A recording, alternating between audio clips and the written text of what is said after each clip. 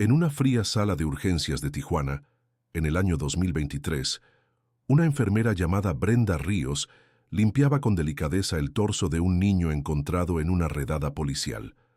El pequeño, de unos 7 años, no hablaba, no reaccionaba. Sus ojos, enormes y asustados, parecían haber visto un abismo. Mientras Brenda pasaba la gasa húmeda sobre su abdomen desnutrido, su respiración se detuvo en seco. Allí, sobre la piel pálida, se dibujaba un tatuaje tosco, descolorido por el tiempo y la suciedad, una caligrafía torpe que formaba un solo nombre: Mateo. El nombre la golpeó como un eco de un pasado lejano, de un pueblo perdido en la sierra y de una herida que nunca cerró. Un grito ahogado se le escapó, rompiendo el silencio estéril del hospital. 25 años antes y a más de 2000 kilómetros de distancia, la historia de ese nombre había comenzado con una risa infantil que se apagó para siempre. Para entender la magnitud de ese grito, debemos retroceder a 1998, a un lugar que parecía inmune a la maldad del mundo. San Sebastián del Bosque, en Jalisco, era un pueblo maderero enclavado en el corazón de la Sierra Madre Occidental, un lugar donde el tiempo transcurría al ritmo de las estaciones y las campanas de la iglesia.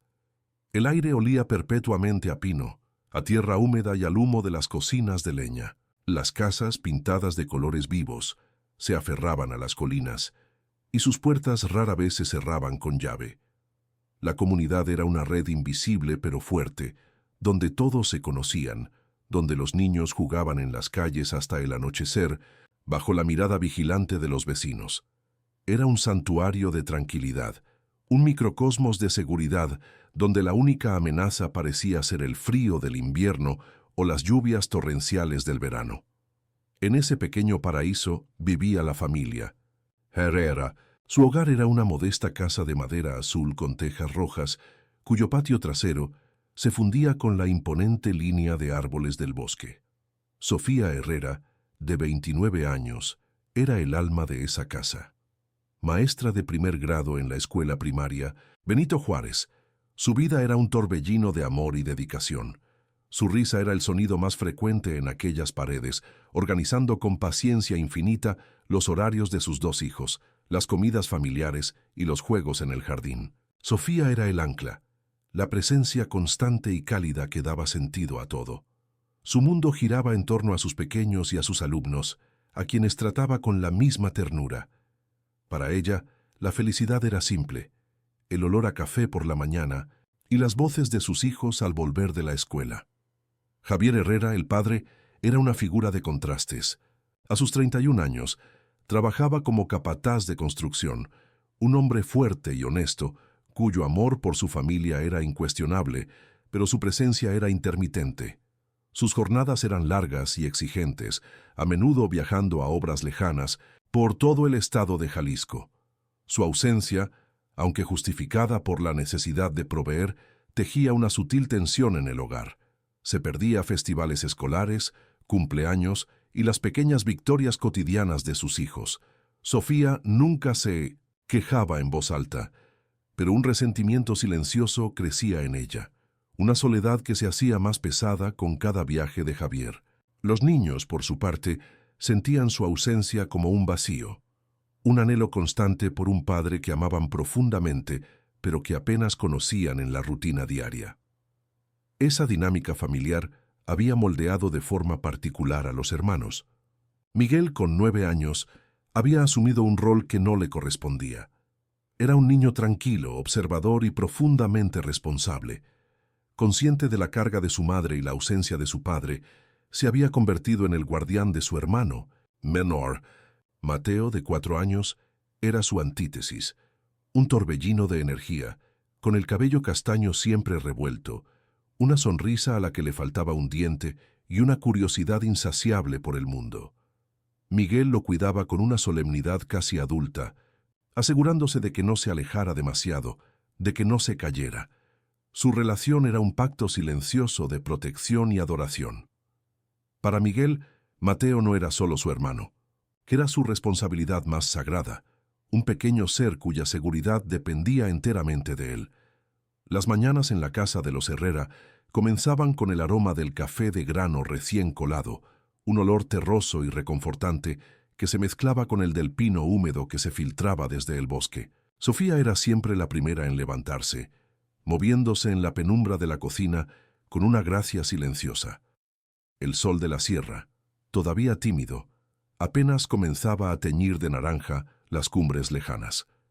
El sonido del comal calentándose para las tortillas de maíz era la verdadera campana de inicio del día, una melodía rítmica y familiar. Era una sinfonía doméstica que prometía orden y normalidad, un pequeño ritual que anclaba a la familia a la certeza de que, al menos por esa mañana, todo estaba en su lugar seguro y predecible en su pequeño universo de madera azul. El corazón de ese universo era sin duda Sofía. Su vida no se medía en horas, sino en pequeñas tareas de amor.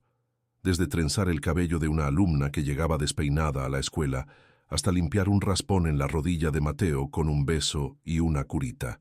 Sus manos, a menudo manchadas con la tiza del pizarrón o la harina de la cocina, eran un mapa de su devoción. Había en ella una energía inagotable, una fuente de paciencia que parecía infinita. Sin embargo, en los momentos de quietud, cuando los niños ya dormían, una sombra de cansancio cruzaba su rostro. Era la fatiga no solo del trabajo, sino de sostener sola, la mayor parte del tiempo, el peso emocional de un hogar que anhelaba estar completo. La casa misma era un reflejo de su vida, un espacio acogedor pero marcado por una sutil melancolía. En la pared de la sala colgaban fotografías enmarcadas, la boda de Sofía y Javier, los primeros pasos de Miguel, el bautizo de Mateo. Eran instantáneas de una felicidad que se sentía, a veces, como un eco lejano.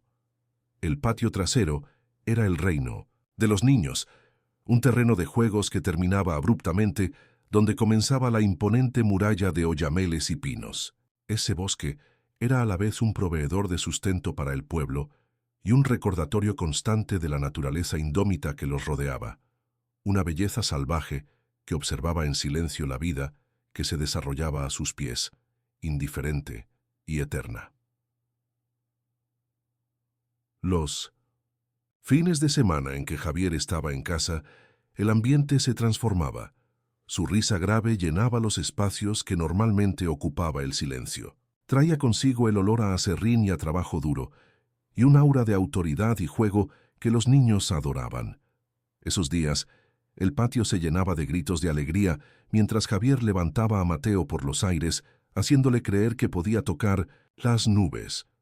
Miguel lo observaba con una mezcla de admiración y un anhelo silencioso, absorbiendo cada segundo de la presencia de su padre. Eran interludios de una normalidad idealizada, paréntesis dorados en una rutina marcada por la ausencia, momentos que Sofía atesoraba con una desesperación callada, sabiendo que pronto terminarían. Pero la mayor parte del tiempo, la casa era un matriarcado de tres. La rutina de Sofía, Miguel y Mateo era un baile perfectamente coreografiado. Después de la escuela, mientras Sofía preparaba la cena, los hermanos jugaban en el porche.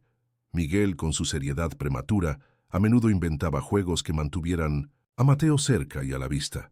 Le leía cuentos con una voz impostada, imitando a los personajes, o construían fortalezas con sábanas y sillas en la sala. Eran un equipo, una unidad sellada por la sangre y por las circunstancias.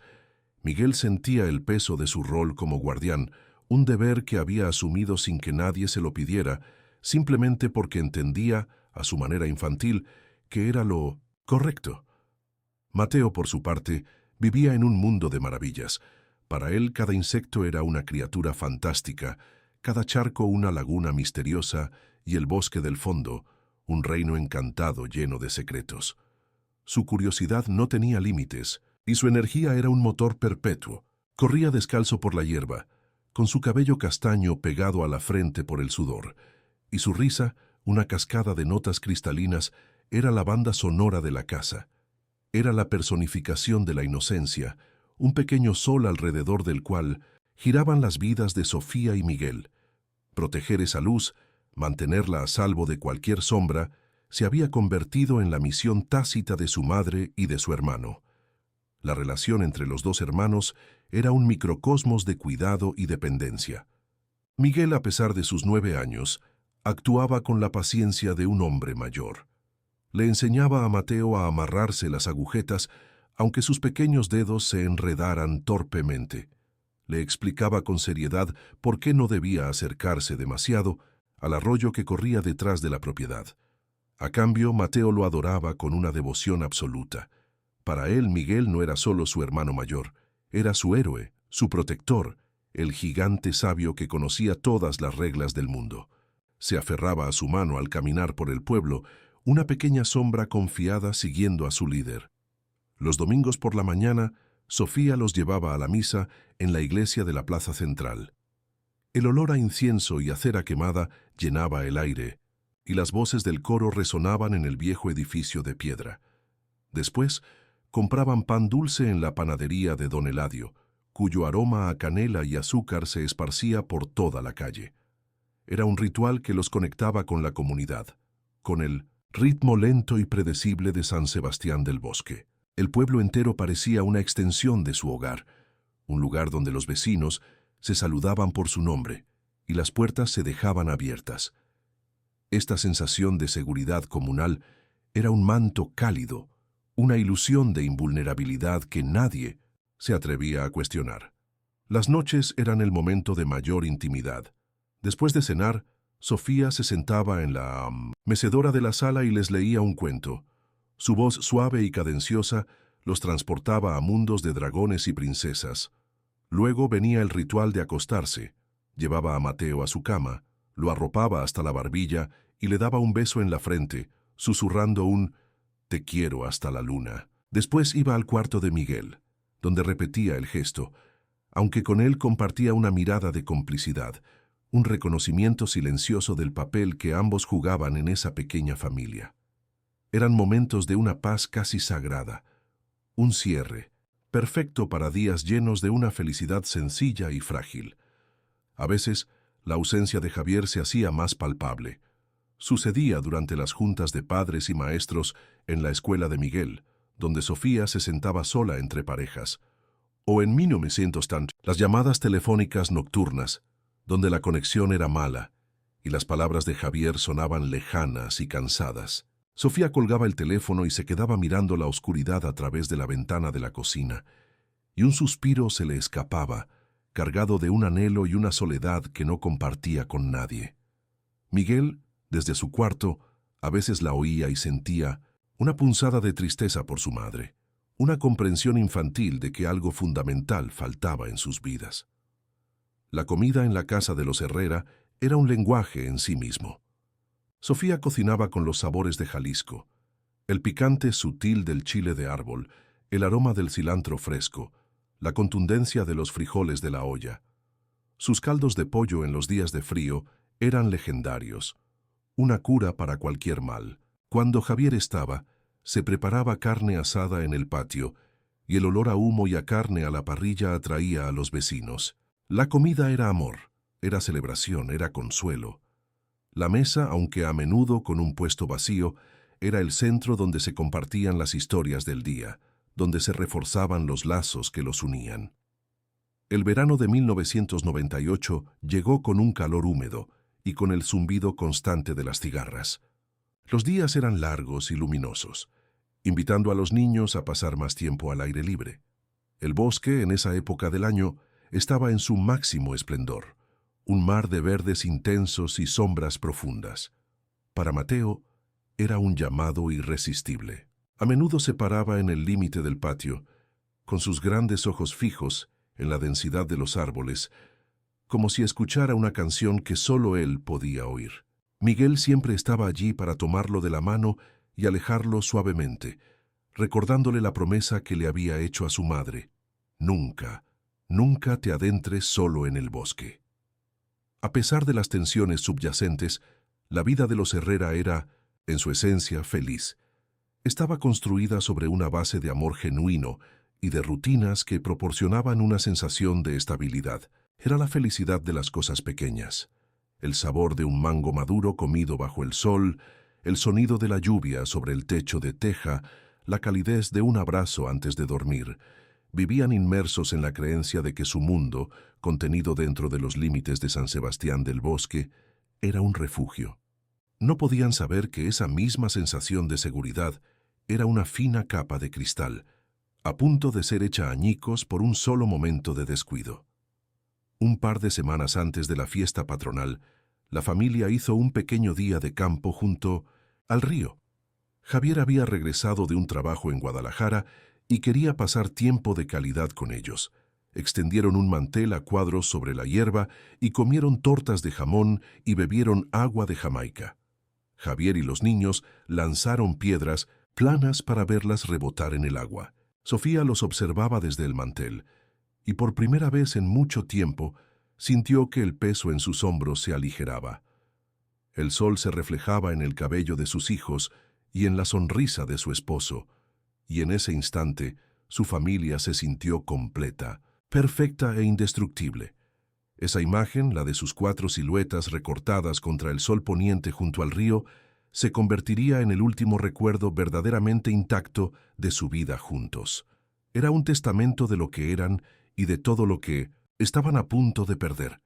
La cotidianidad, con su belleza y sus imperfecciones, seguía su curso, ajena a la tragedia que se gestaba en las sombras. Cada risa de Mateo, cada gesto protector de Miguel, cada suspiro cansado de Sofía, eran las últimas notas de una canción cuya melodía estaba a punto de ser silenciada para siempre, dejando en su lugar un vacío ensordecedor que duraría un cuarto de siglo. El 16 de julio de 1998 amaneció con un aire de expectación que vibraba en todo San Sebastián del Bosque. Era el día de la fiesta patronal en honor a la Virgen del Carmen, el evento más esperado del año. En la casa de madera azul, la mañana fue un torbellino de actividad controlada por Sofía. Vistió a Mateo con su ropa favorita, una camiseta roja brillante que hacía resaltar sus ojos castaños y unos pequeños pantalones cortos de mezclilla. El niño, incapaz de contener su emoción, saltaba por la sala, un pequeño cometa de energía pura. Miguel, más solemne, observaba a su hermano con una mezcla de cariño y la habitual sensación de responsabilidad. Javier, por su parte, bromeaba con ellos, prometiéndoles todos los algodones de azúcar que pudieran comer. Había una ligereza en el aire, una promesa de alegría que hacía que la casa se sintiera más completa que nunca. Alrededor del mediodía, la familia Herrera se sumergió en el corazón de la celebración. La plaza central era un caos vibrante de colores, sonidos y olores. El aire estaba impregnado con el aroma dulce y ahumado de los elotes asados, el picante de los tacos al pastor y la fragancia de las flores que adornaban el kiosco. Una banda local tocaba cumbias a todo volumen, y el murmullo de cientos de conversaciones se fusionaba en un zumbido festivo. Los niños corrían por todas partes, con las caras pintadas y globos atados a sus muñecas. Para los Herrera, como para todos en el pueblo, este era un día para olvidar las preocupaciones, para celebrar la vida y la comunidad. Se sentían parte de algo grande y seguro, un organismo colectivo unido por la tradición y la alegría compartida. La cohesión familiar, sin embargo, pronto comenzó a disolverse en la marea humana. Mientras caminaban entre los puestos, Sofía fue interceptada por la madre de uno de sus alumnos, una mujer llamada Elena, quien la envolvió en una conversación animada sobre las calificaciones de fin de curso. Casi al mismo tiempo, Javier, viendo la larga fila en el puesto de tacos, decidió adelantarse para comprar la cena. «No tardo, cuiden a Mateo», dijo, dándole una palmada en la espalda a Miguel antes de desaparecer entre la multitud. De repente, la unidad de 4 se había fracturado en 3 puntos distintos de la plaza. Un hecho común y corriente en un día de fiesta. Un pequeño descuido sin importancia aparente, dictado por la normalidad de la vida social en un pueblo pequeño. Miguel asumió su deber de inmediato. Tomó la mano de Mateo, pero sus amigos de la escuela no tardaron en encontrarlo, desafiándolo a un juego de las traes. «Ándale, Miguel, no seas gallina», gritó uno de ellos. Dudó por un instante, mirando a Mateo, quien se había soltado, de su mano para observar fascinado un puesto de juguetes de madera. Miguel le dio una instrucción severa. «No te muevas de aquí, Mateo. Quédate junto a mamá». Y con esa orden se unió al juego, corriendo y riendo con sus amigos, pero con una parte de su mente siempre alerta, lanzando miradas constantes hacia el lugar donde había dejado a su hermano pequeño. Intentaba ser dos personas a la vez, el niño de 9 años que quería jugar y el guardián responsable de su hermano. Mientras tanto, el mundo de Mateo se había reducido a un solo punto de interés. No era el puesto de juguetes ni el ruido de la fiesta, sino una mariposa de un azul eléctrico que revoloteaba caprichosamente sobre la hierba. La seguía con la concentración total que solo un niño de 4 años puede tener, dando pequeños pasos torpes, con los brazos extendidos como si pudiera atraparla. La mariposa lo fue guiando, con su vuelo errático, cada vez más lejos de donde estaba Sofía y más cerca del borde de la plaza. Allí, donde el césped cuidado se rendía ante la maleza y comenzaba la imponente y oscura línea de árboles del bosque. Para Mateo esa frontera no representaba un peligro. Era simplemente el siguiente escenario en su pequeña y silenciosa aventura. El bosque no era una amenaza, era un misterio que lo llamaba. El juego de las traes alcanzó su clímax. Miguel, en una carrera explosiva, logró esquivar a su perseguidor y tocar la base segura, un viejo fresno en el centro de la plaza. Sus amigos gritaron en celebración por su agilidad. Fue un instante de euforia infantil, un momento de pura y despreocupada niñez que duró apenas 5 segundos. En ese breve lapso, su atención se desvió por completo. Se olvidó del guardián, del hermano mayor, de la promesa hecha a su padre. Fue solo un niño ganando un juego. Ese fue el momento, el instante preciso en que el universo de la familia Herrera se inclinó sobre su eje y se rompió sin hacer ruido. Un parpadeo, una risa, un grito de victoria y todo cambió para siempre.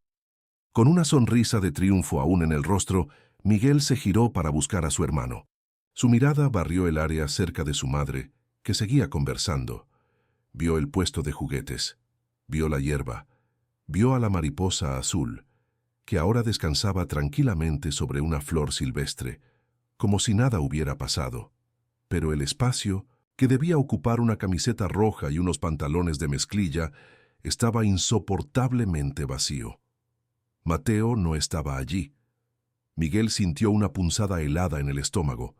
La sonrisa se borró de su cara, reemplazada por una máscara de confusión que rápidamente se transformó en pánico. El mundo a su alrededor, la música, las risas, de repente se sintió lejano y ajeno. Su primer instinto fue correr hacia el lugar exacto donde lo había visto por última vez. «¡Mateo!», gritó, pero su voz infantil fue engullida por el estruendo de la fiesta. Se paró justo en la linde del bosque, ese límite que tantas veces le habían prohibido cruzar a su hermano. Miró hacia la oscuridad que se tragaba la luz de la tarde, un muro de sombras y silencios, que parecía burlarse de él. El contraste era brutal. Detrás de él la vida y el ruido. Frente a él, una quietud profunda y ominosa. No había rastro de pisadas, ni una rama rota, ni el sonido de un llanto.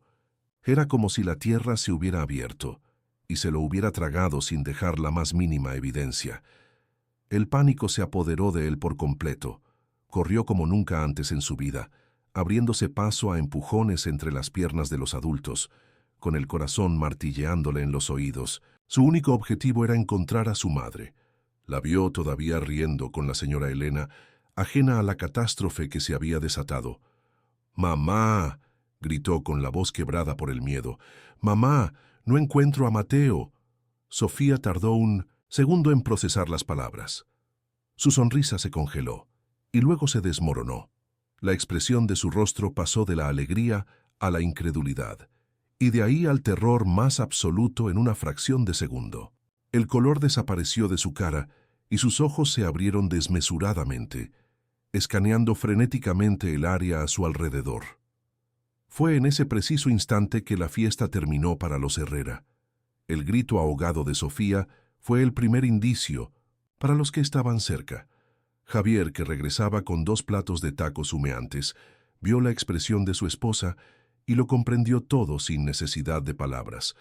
Dejó caer los platos al suelo, la comida esparciéndose por el polvo. La música de la banda seguía sonando.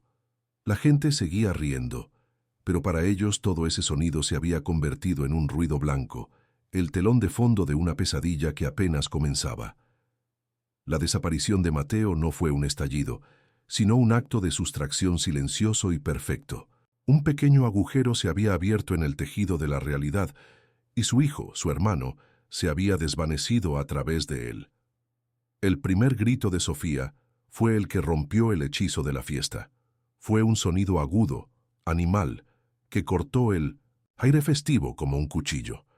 La música de la banda pareció vacilar y luego se detuvo, dejando un silencio repentino y antinatural.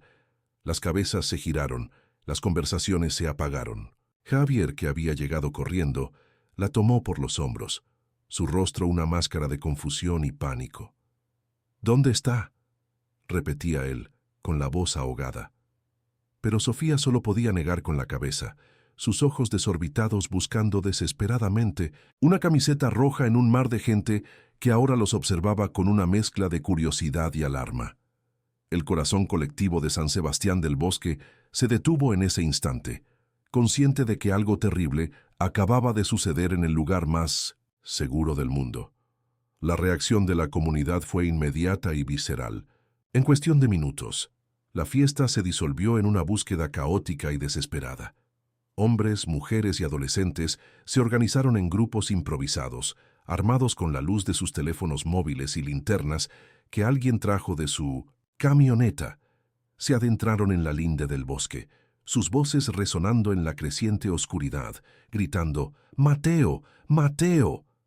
Cada rama rota, cada susurro del viento era una fuente de falsa esperanza. Javier, con el rostro desencajado, lideraba uno de los grupos, su voz de capataz ahora rota por la angustia. Miguel, paralizado por la culpa, se aferraba a la falda de su madre, un pequeño fantasma en medio del torbellino de pánico que se había apoderado de la plaza. La llegada de la policía municipal una hora más tarde trajo consigo una sensación de orden, pero también una fría formalidad que chocaba con la desesperación de la familia. 2 oficiales con rostros serios y libretas en mano comenzaron a hacer preguntas que sonaban crueles en su pragmatismo. ¿A qué hora exacta lo vieron por última vez? ¿Qué ropa llevaba?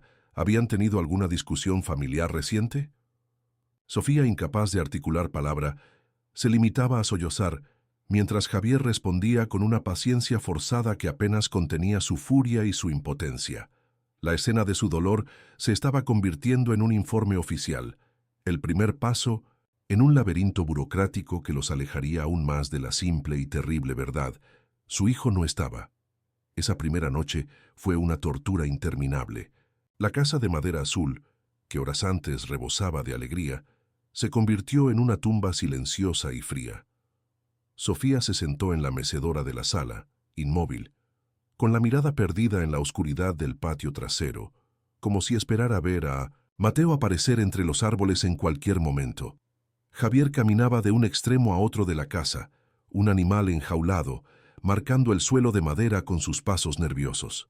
Miguel se había encerrado en su habitación, acurrucado en su cama sin llorar, simplemente existiendo en un vacío de culpa tan profundo que lo ahogaba. El aire estaba espeso de palabras no dichas, de acusaciones silenciosas y de un miedo tan paralizante que les impedía incluso abrazarse. Al amanecer, llegaron los equipos de búsqueda y rescate del Estado. Trajeron perros entrenados, mapas topográficos y un aire de profesionalismo que por un breve momento reavivó una llama de esperanza.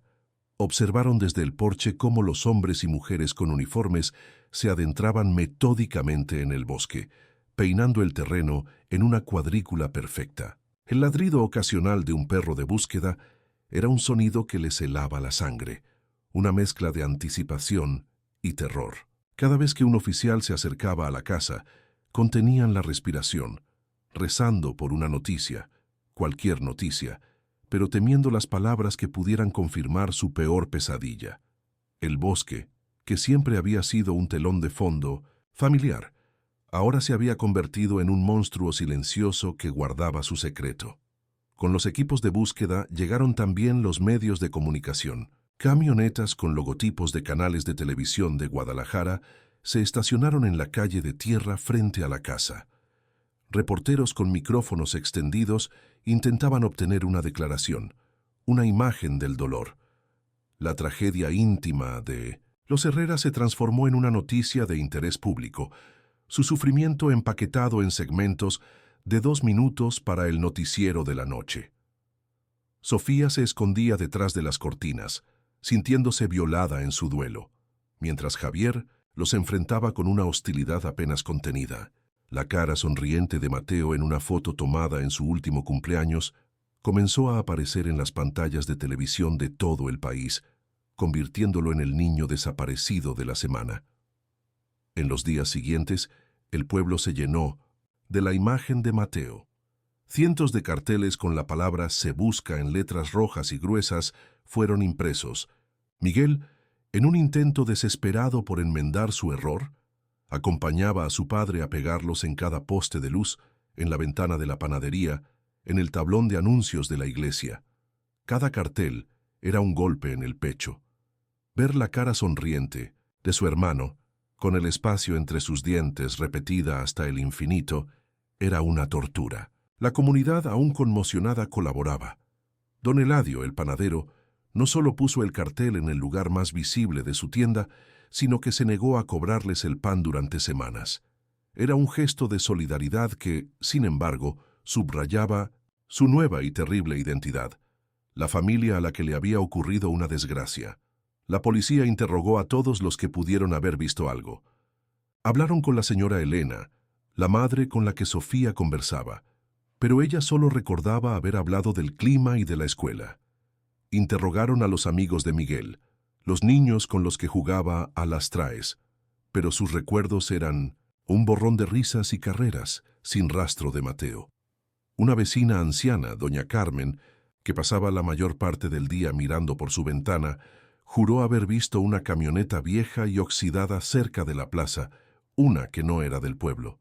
Pero su testimonio era vago, contradictorio, y la policía lo desestimó como el intento de una mujer mayor por sentirse útil. Cada pista potencial se desvanecía en un callejón sin salida, aumentando la sensación de que Mateo se había esfumado en el aire. Pasaron las semanas y la intensidad de la búsqueda comenzó a disminuir. Los equipos de rescate se retiraron, declarando que habían cubierto cada metro del bosque cercano sin encontrar el más mínimo rastro.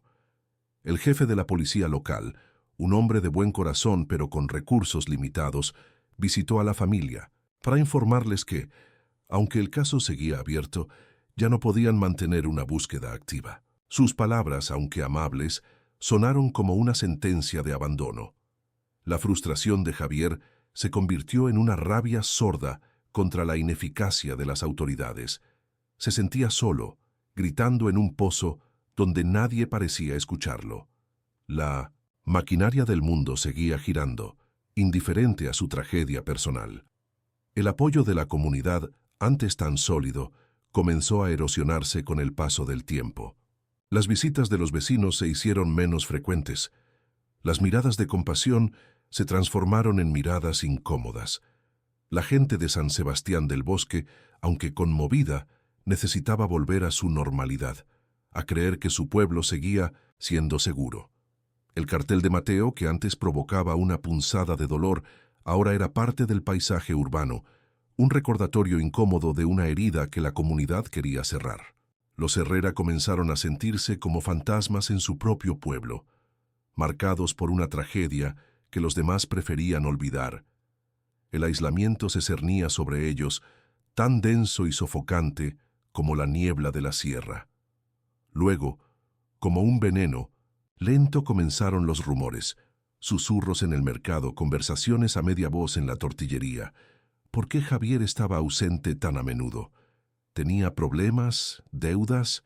Algunos recordaban haber visto a Sofía abrumada, cansada. Quizás la presión había sido demasiada.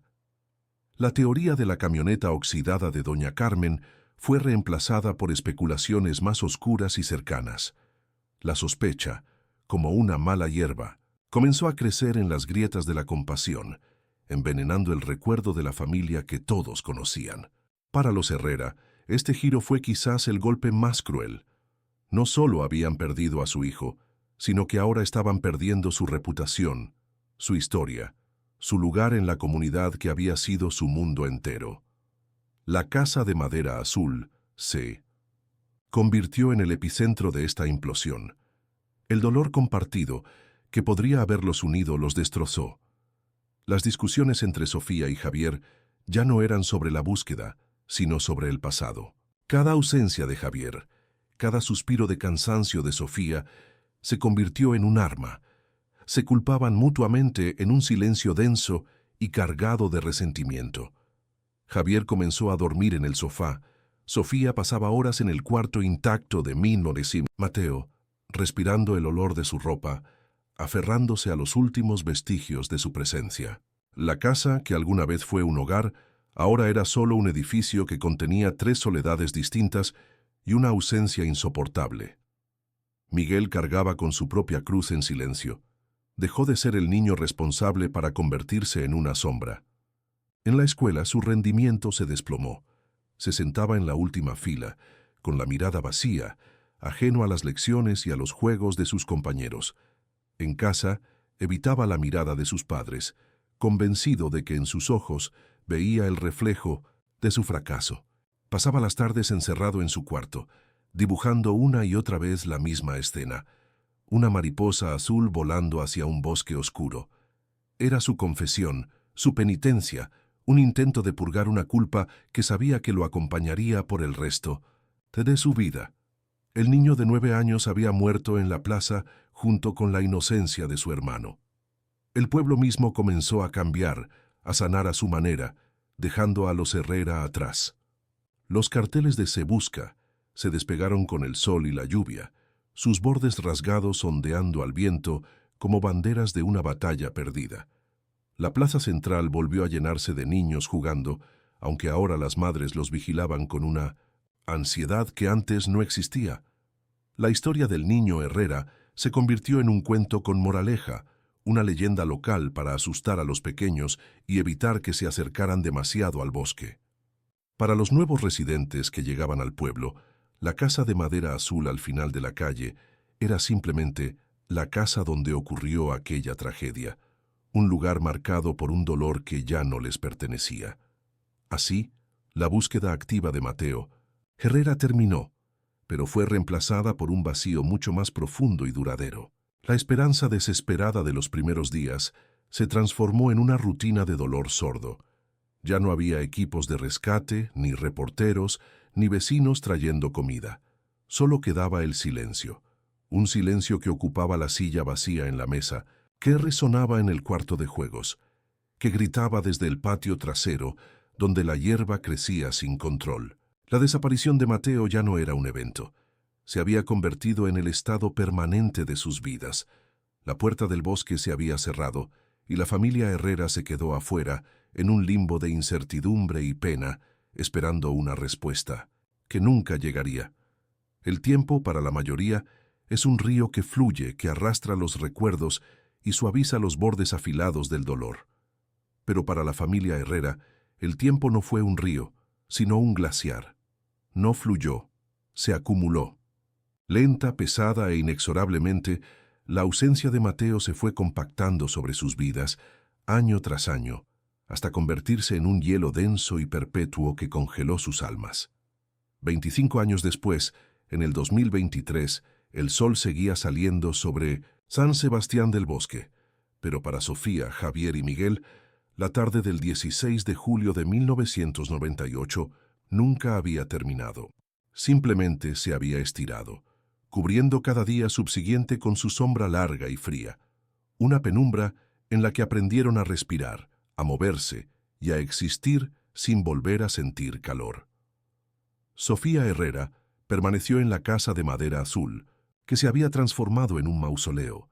A sus 54 años, su rostro era un mapa de la geografía del dolor. Las líneas alrededor de sus ojos no eran de risa, sino de una vigilia constante, de mirar cada rostro joven en la calle con una mezcla de esperanza y terror. Dejó su trabajo como maestra pocos años después de la desaparición, incapaz de soportar la risa de los niños que le recordaban la que había perdido. Ahora dirigía una pequeña fundación de ayuda a familias de desaparecidos, un trabajo que no era una vocación, sino una penitencia. Pasaba sus días rodeada de las historias de otros, un intento desesperado de encontrar en el dolor ajeno un eco que diera sentido al suyo. El cuarto de Mateo permaneció intacto, una cápsula del tiempo sellada por el dolor. La puerta, siempre cerrada, era una herida visible en el pasillo de la casa. Dentro, el aire era espeso y olía a infancia estancada. Una fina capa de polvo cubría los juguetes de madera en el suelo, el pequeño uniforme escolar doblado sobre una silla y un dibujo de una familia de 4, hecho con crayones pegado en la pared. Sofía entraba allí solo en los momentos de mayor debilidad, no para limpiar, sino para respirar. Se sentaba en el borde de la pequeña cama, con su colcha de superhéroes, y cerraba los ojos, intentando recordar el peso de su hijo durmiendo, una memoria que se desvanecía un poco más con cada año que pasaba. Cada 12 de mayo, el día del cumpleaños de Mateo, Sofía realizaba un ritual silencioso y solitario. Horneaba un pequeño pastel de chocolate, su favorito, y le ponía el número de velas correspondiente a la edad que tendría. Este año habrían sido 29. Encendía las velas en la cocina vacía, cantaba un feliz cumpleaños en un susurro que se rompía, y luego la soplaba ella misma. No probaba el pastel, simplemente lo dejaba en la mesa durante toda la noche, un ofrecimiento a un fantasma, antes de tirarlo a la basura a la mañana siguiente. Era una tradición macabra, un acto de amor y de tortura que mantenía la herida abierta, sangrando puntualmente una vez al año, una prueba de que su memoria no se había erosionado con el tiempo. Javier Herrera había elegido el exilio. Saint-Desitier divorció de Sofía en 2002, no por falta de amor, sino porque no podían mirarse sin ver reflejada la culpa y el fracaso del otro. Se mudó a Sinaloa, luego a Sonora, buscando en la distancia una paz que nunca encontraría. Ahora, a sus 56 años, vivía solo en un pequeño apartamento en Mexicali, trabajando como obrero de la construcción, un hombre fuerte físicamente, pero hueco por dentro. Nunca volvió a casarse ni tuvo más hijos. El recuerdo de Mateo era un espectro que se sentaba a su lado en su camioneta, que lo observaba en silencio desde la esquina de su habitación. Había huido de San Sebastián, pero no podía huir de sí mismo, del padre que no estuvo allí para proteger a su hijo. La ruptura de su matrimonio no había sido una explosión, sino una lenta erosión. En los primeros años se aferraron uno al otro, un náufrago sosteniendo a otro en medio de un océano de dolor. Pero el dolor compartido, en lugar de unirlos, se convirtió en un veneno. Cada uno se convirtió en un recordatorio andante de la catástrofe. Las largas ausencias de Javier, antes una fuente de resentimiento silencioso para Sofía, se convirtieron en una acusación abierta. La devoción de Sofía por el santuario de la casa se convirtió para Javier en una prueba de que ella se negaba a seguir adelante. Su amor se había ahogado en un mar de y sí, un océano de recriminaciones silenciosas que finalmente los separó para siempre, dejándolos a la deriva en sus propias y solitarias islas de pena. Miguel, ahora un hombre de 34 años, era el producto más complejo de esa tragedia. Se había convertido en un exitoso arquitecto en Guadalajara, diseñando edificios hermosos y funcionales, creando espacios ordenados y controlados que eran la antítesis del caos de su infancia. Pero su éxito profesional era una fachada que ocultaba un profundo vacío emocional. Era un hombre amable pero distante, incapaz de formar lazos profundos o relaciones duraderas. Cada vez que la intimidad amenazaba con acercarse demasiado, él se retiraba, construyendo muros invisibles a su alrededor. La culpa de ese niño de 9 años, que se distrajo por un juego, se había calcificado en el núcleo de su ser, definiéndolo para siempre como el hermano que falló en su única y más sagrada misión. La relación de Miguel con sus padres Era un archipiélago de dolor. Hablaba con su madre por teléfono una vez a la semana, conversaciones educadas y superficiales, donde ambos evitaban cuidadosamente el único tema que realmente importaba. Con su padre, el contacto era aún más esporádico, limitado a mensajes de texto en cumpleaños y Navidad. No había ira entre ellos, solo una tristeza inmensa y una distancia insalvable. Para Miguel, sus padres eran los monumentos vivientes de su fracaso. Para Sofía y Javier, Miguel era el hijo que les quedaba, pero también un recordatorio constante del que habían perdido. Estaban unidos por la sangre y la tragedia, pero irrevocablemente separados por la forma en que cada uno había decidido llevar su cruz. San Sebastián del Bosque, mientras tanto, había seguido adelante. El pueblo había crecido, atrayendo a nuevos residentes de la ciudad que buscaban una vida más tranquila. Para ellos, la casa de madera azul al final de la calle era solo una curiosidad local, y la historia del niño Herrera era un cuento triste que los antiguos contaban a veces. Los carteles se habían desintegrado hacía décadas, y la plaza central había sido remodelada. El bosque, que una vez fue el epicentro de la búsqueda, ahora era solo el telón de fondo para las fotos de los turistas. La memoria colectiva del pueblo, como una piel que se regenera, había formado una cicatriz sobre la herida, dejándola lisa y casi invisible. La tragedia de los Herrera ya no pertenecía a la comunidad, era suya y solo suya. Así, 25 años después, el tiempo no había traído curación, solo una profunda y arraigada resignación. La ausencia de Mateo ya no era una herida abierta, sino una amputación. La familia Herrera había aprendido a vivir sin esa parte de sí mismos, cojeando a través de los años cada uno a su manera. La Casa Azul seguía en pie como un faro de dolor silencioso. Sofía seguía esperando sin saber qué.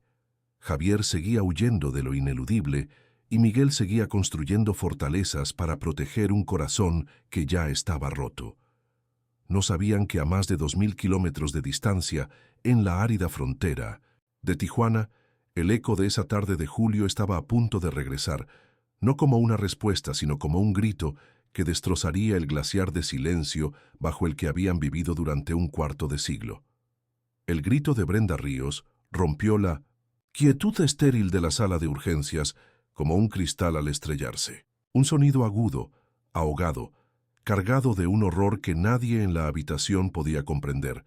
Sus colegas acudieron de inmediato, encontrándola de pie, con la mano sobre la boca, sus ojos fijos en el abdomen del niño silencioso que yacía en la camilla. El pequeño no reaccionó, su mirada perdida en un punto lejano, ajeno al caos que acababa de desatar. La otra enfermera siguió la mirada de Brenda hasta la piel pálida del niño y vio la causa. Un nombre. Mateo, tatuado con una caligrafía torpe y descolorida. Para los demás era una rareza cruel. Para Brenda era un fantasma que había cruzado 2000 kilómetros y 25 años para encontrarla. Era el nombre del niño desaparecido de su pueblo, un recuerdo grabado a fuego en la memoria de toda una generación de San Sebastián del Bosque. Tras recuperar un mínimo de compostura, con el corazón martilleándole en el pecho, Brenda se excusó y corrió a su oficina. Sus manos temblaban tanto que apenas pudo marcar el número en su teléfono. No llamó a la policía de Tijuana. Su instinto la llevó a buscar en internet el número de la Comandancia de Policía de Jalisco. Su voz al otro lado de la línea era un susurro roto y urgente. Soy Brenda Ríos, enfermera en Tijuana. Crecí en San Sebastián del Bosque. Recuerdo el caso de un niño desaparecido en el 98. Mateo Herrera. Hizo una pausa, tragando saliva. Acaba de llegar un niño aquí, encontrado en una redada, y tiene ese nombre tatuado en el estómago. Hubo un largo silencio en la línea, la incredulidad viajando a través del cable, un eco de un pasado que se negaba a permanecer enterrado. La llamada de Tijuana a Jalisco puso en marcha una maquinaria, burocrática lenta y oxidada. En una oficina polvorienta de Guadalajara, un detective a punto de jubilarse tuvo que buscar en los archivos físicos, en cajas de cartón etiquetadas con la década de los 90. Finalmente, encontró el expediente. Herrera, Mateo, desaparición. Al abrir la carpeta amarillenta, se encontró con la cara sonriente de un niño al que le faltaba un diente, una foto de un cumpleaños feliz que contrastaba brutalmente con la historia que contenían las páginas. El caso, considerado muerto durante más de 2 décadas, un fantasma en los registros, fue oficialmente reabierto. El nombre de Mateo Herrera volvió a ser pronunciado en los pasillos de la justicia, ya no como una pregunta sin respuesta, sino como una pista tangible y monstruosa. Mientras tanto, en Tijuana la investigación se centraba en el hombre detenido durante la redada, un vagabundo de unos 50 años llamado Ricardo Vargas. Era un hombre de mirada vacía y silenciosa, un fantasma social que había vivido en los márgenes durante décadas. Los detectives lo interrogaron sobre el niño, asumiendo inicialmente que era su hijo, una víctima más de su vida miserable. Vargas permaneció impasible, un muro de silencio y apatía. Negaba cualquier relación con el niño, afirmando que se lo encontró. Las preguntas sobre el tatuaje eran recibidas con la misma indiferencia. Para los investigadores era un callejón, sin salida, la extraña y cruel ocurrencia de un hombre desquiciado, hasta que la información de Jalisco llegó a su mesa.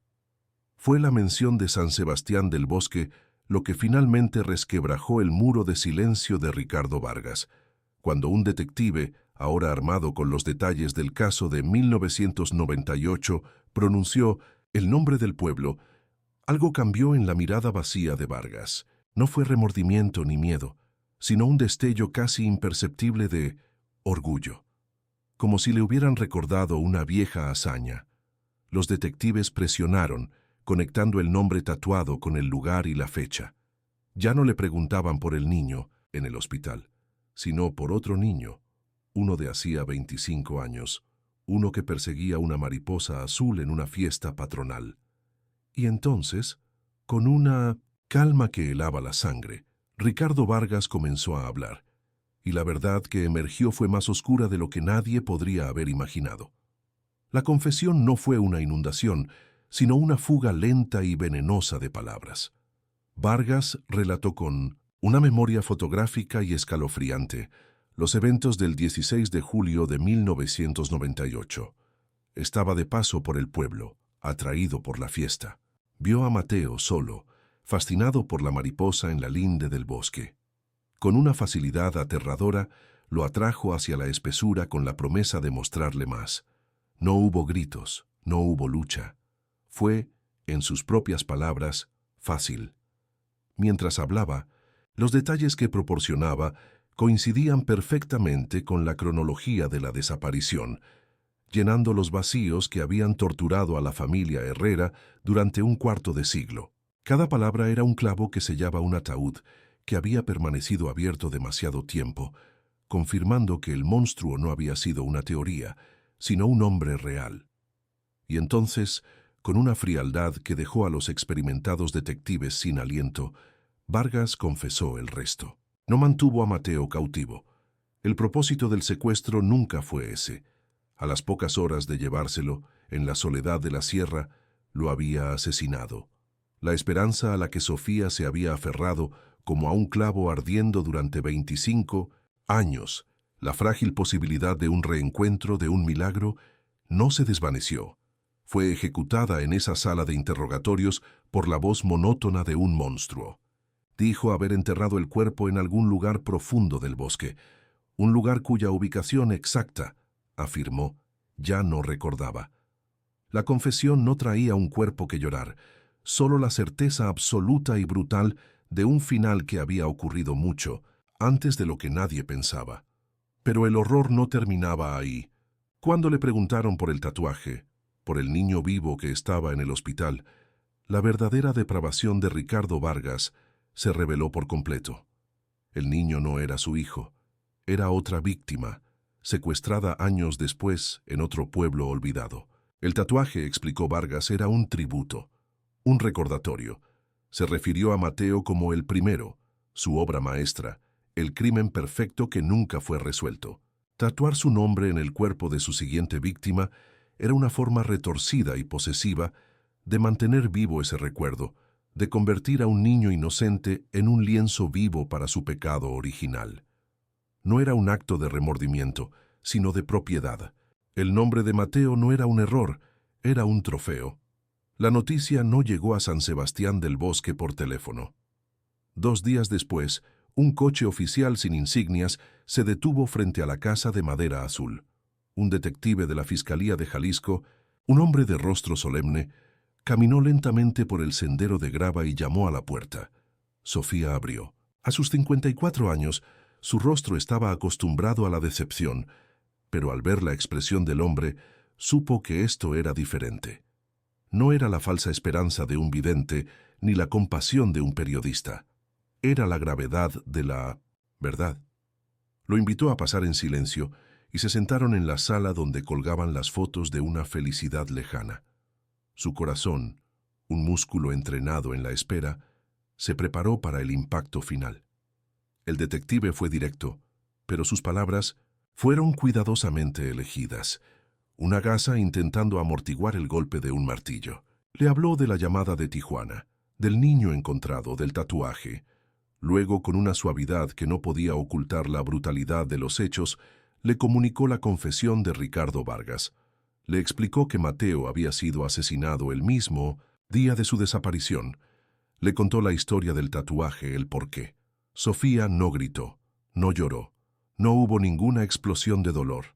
Fue un derrumbe silencioso. El color abandonó su rostro, y su cuerpo pareció encogerse, como si el peso de 25 años de esperanza incierta se hubiera evaporado de golpe, dejando en su lugar la certeza absoluta y desoladora de un final sin cuerpo que llorar, un vacío que ahora tenía nombre y rostro. La primera llamada de Sofía fue para Javier. Su voz, un hilo monótono y sin inflexiones, le comunicó la verdad sin adornos. 2 días después, Javier llegó a San Sebastián del Bosque, su rostro curtido por el sol y los años, pero sus ojos portaban el mismo espanto que el primer día. Miguel llegó de Guadalajara esa misma tarde. Su éxito profesional una armadura inútil ante la magnitud de la noticia. Por primera vez en más de una década, los 3 pilares rotos de la familia Herrera se reunieron en la sala de la casa de madera azul. No hubo abrazos, no hubo consuelo. Se sentaron en un silencio denso y pesado, separados por los sofás y por los años de dolor individual. Cada uno era una isla, y la noticia no fue un puente, sino la confirmación de que el océano que los separaba era permanente e insondable. La verdad no los unió, simplemente los ancló juntos por un último momento al epicentro de su ruina compartida. Al no haber cuerpo, no podía haber entierro. La ausencia de una tumba era la última crueldad, un vacío final que negaba incluso el ritual del adiós. Fue Miguel, el arquitecto de espacios ordenados, quien propuso la idea, un servicio conmemorativo. No en la iglesia, sino allí mismo, en el borde de la plaza, en el punto exacto donde la hierba se rendía ante la oscuridad del bosque. Una semana después, se congregaron. Un puñado de vecinos ancianos, los que aún recordaban, observaban a una distancia respetuosa. Sofía, Javier y Miguel se pararon frente a una simple placa de piedra que Miguel había mandado a hacer con un solo nombre grabado, Mateo. No había sacerdote, solo el murmullo del viento entre los oyameles. Sofía leyó un poema que había escrito años atrás, su voz firme pero hueca. Javier miraba fijamente el bosque, como si desafiara al monstruo que se había tragado a su hijo. Fue un funeral para un fantasma, el reconocimiento público de un final que habían sentido en privado durante 25 años. El juicio de Ricardo Vargas fue rápido y mediático. Las pruebas, junto a su escalofriante y detallada confesión, no dejaron lugar a dudas. Fue sentenciado a la pena máxima por el secuestro y asesinato de Mateo Herrera y por el secuestro del segundo niño, quien fue puesto bajo la tutela del Estado, un alma marcada para siempre por el nombre de otro. Para el mundo, se hizo justicia. La noticia ocupó los titulares durante una semana y luego se desvaneció. Pero para los Herrera la sentencia fue un eco sin sentido. Encerrar al monstruo no devolvía la risa de Mateo, No borraba las noches de insomnio de Sofía, no aliviaba la culpa de Miguel ni llenaba el vacío en el alma de Javier. La justicia era una formalidad legal, un capítulo cerrado en un expediente, pero su dolor no era un caso que pudiera cerrarse. Era una condición permanente, una herida crónica que la condena de un hombre no podía ni empezar a sanar. Después del servicio, los tres regresaron a la casa. El aire estaba cargado con la inminencia de la despedida final. Javier ya había hecho su maleta. Miguel tenía que volver a su estudio. Sofía, con una calma que parecía antinatural, caminó por el pasillo y abrió una puerta que había permanecido cerrada durante un cuarto de siglo, la del cuarto de Mateo. Los invitó a entrar con un gesto de la cabeza. El polvo danzaba en el haz de luz que se colaba por la ventana. Javier, con sus manos grandes y callosas, rozó con la punta de los dedos un pequeño coche de bomberos. Miguel se quedó paralizado frente al dibujo de crayones pegado en la pared. Una familia de 4, sonriendo bajo un sol amarillo. No se dijeron nada. No era necesario. En el silencio de esa habitación compartieron por última vez el peso de lo que eran, los sobrevivientes de un amor que había sido perfecto y que ahora era solo un recuerdo congelado en el tiempo. Esa noche, cuando Javier y Miguel ya se habían marchado, cada uno de vuelta a su exilio, Sofía entró de nuevo al cuarto de Mateo. Pero esta vez algo era diferente. Caminó hacia la pared y con un cuidado infinito despegó el dibujo de los 4 soles sonrientes. Lo sostuvo en sus manos por un largo momento, trazando con el dedo el contorno de la pequeña figura con una camiseta roja. Luego, por primera vez en 25 años, abrió la ventana de par en par.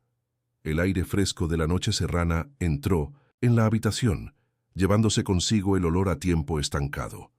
No era un acto de olvido, sino de aceptación. Se quedó allí, mirando la oscuridad del bosque, ya no con la esperanza tortuosa de una madre que espera, sino con la paz terrible de una madre que por fin sabe. La vigilia había terminado. El dolor permanecería, pero el silencio de la espera, por fin, se había roto.